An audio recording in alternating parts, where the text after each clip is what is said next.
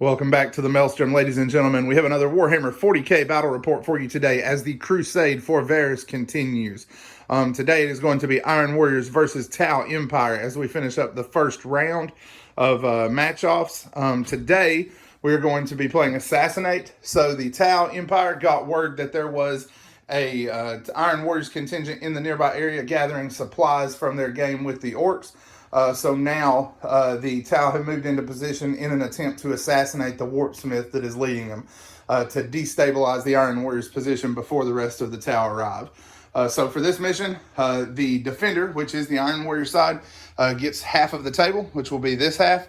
Our Warlord has to be deployed within 6 inches of the center of our deployment zone. And then the rest of our army deploys as normal there. The Attacker has the opposite side of the table, but cannot be within 10 inches of the center line. So the Tau will be coming, trying to kill off the Warpsmith.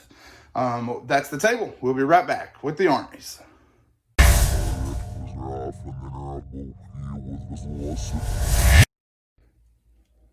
First up, we have the Iron Warriors. Today we are running a patrol. That patrol is being led by the Warpsmith that led us in our last game against the Orks. And the list is identical going from there. We have 2 squads of 10 cultists with auto guns. We have 10 Chaos Space Marines with 2 plasma guns and a combi plasma. And then we have 5 Havocs that are carrying 4 auto cannons. So that is it for the Iron Warriors patrol. We will be right back with the Tau.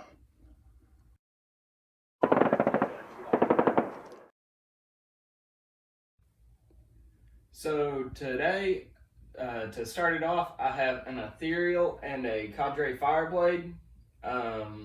In the troop slot, I have 3 squads of 10 Fire Warriors with a Shazwi and Smart Missile System support turrets. And I have a 5-man Pathfinder squad with 3 Euro rifles. All right, so you have seen the armies and you have seen the table. We will be back as the Crusade for Varus continues.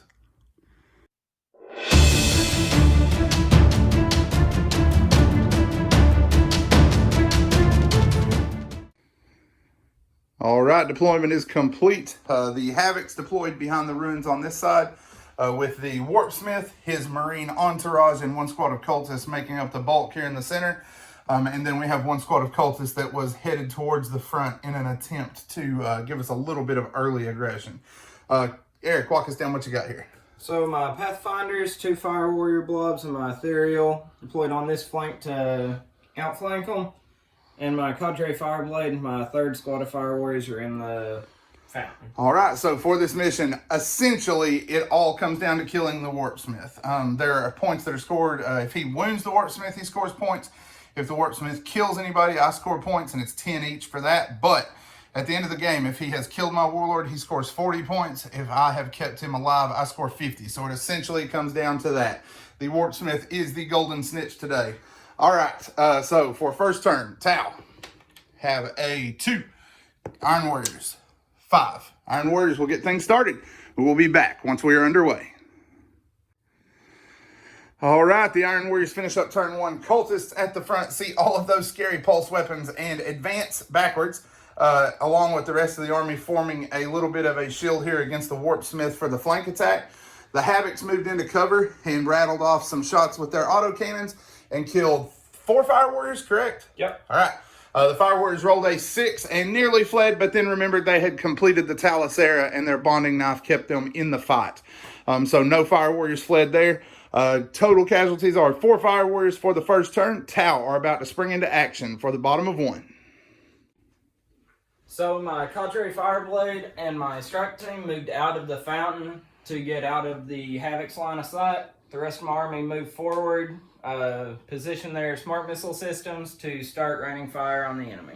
All right, and we played cannon fodder on these guys because he did have some rail rifle shots around the corner to the Iron Warriors. He managed to bring down 2 of them with smart missiles, right? Yep. And it turned out to be for nothing. The rail rifles missed anyway.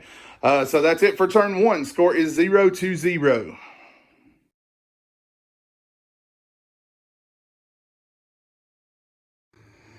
All right, turn 2 is finished up. The Havocs moved around the side of the building here, along with the rest of the guys moving up into the gap here to start the offensive firepower. Havocs let loose first and killed 3 Pathfinders on this end. The other 2 were then brought down just by the Warpsmith's combi plasma, 1 hit with each bolter and plasma, and then fried both of them, even through Sense of Stone. He did not make a single save. The cultists and the handful of Marines that could see shot through the gap and killed off 3 of the guys here. He rolled a 5 for his morale. He used a command reroll, which turned into a 6. That bonding knife still coming in clutch. The first squad of cultists was able to bring 1 of them down. 2 went down to the Marines' fire, and this cultist squad hit them 6 times and rolled 6 1s, 2s, and 3s. So we still got a handful of guys coming up the center. Tau are sure to start drawing some blood here as we get into their turn 2. So movement, the 3-man strike squad and the Cadre Fireblade joined their buddies. The Ethereal used Wisdom of the Many in the movement phase whenever he could use Storm of Fire and Sense of Stone on everybody. And then the 3-man squad and the Cadre Fireblade managed to kill the understrength cultist squad. Everybody else that could fired into the attack Marines, bringing 4 of them down, and brought 1 cultist. Yep, so 1 cultist from this squad. We did pass on morale here. Failed here, even after all those terrible armor saves. But we did have to use our last CP to re-roll that. So we're at 0 going into our next turn. But no wounds done to the Warpsmith. So at the moment, it is still in favor of the Iron Warriors, but lots of game left to play.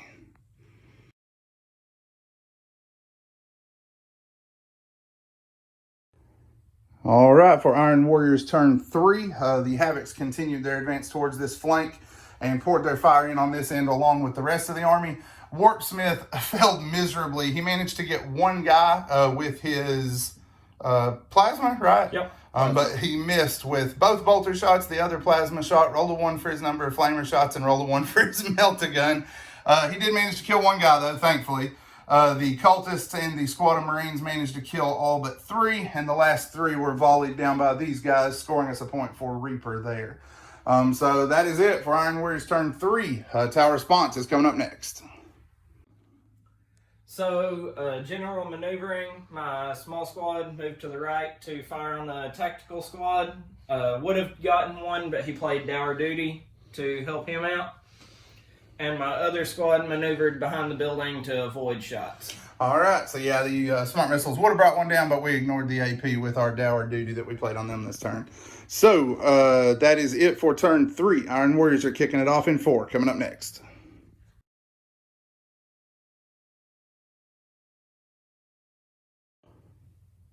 Iron Warriors turn 4 has reached the assault phase. The Havocs went ahead and advanced because they didn't have any targets this turn to give them a little bit of control of the fire lanes if anything does go down.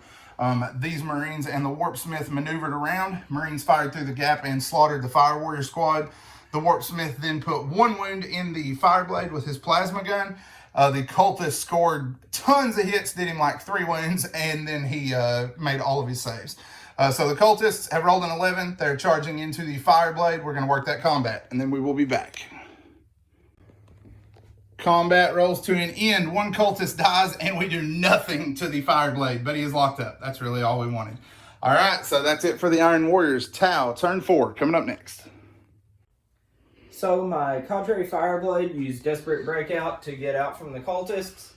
My Fire Warriors maneuvered around to fire on the Space Marines and brought 1 cultist down through fire that couldn't see the Space Marines and brought 1 Space Marine down. Yep. So we lost 1 to the smart missiles. He did bring a new turret in since this one destructed. All right, and now the Ethereal is going into combat, correct? Correct. All right, he's going to charge these cultists all brave like. We're going to work that, and we'll be back. So my Ethereal managed to cut 1 down, but took 3 wounds in return. Yeah, didn't turn out as well for him as it did for the Fireblade. Leaves him at 1 wound. Iron Warriors are coming back in the top of 5.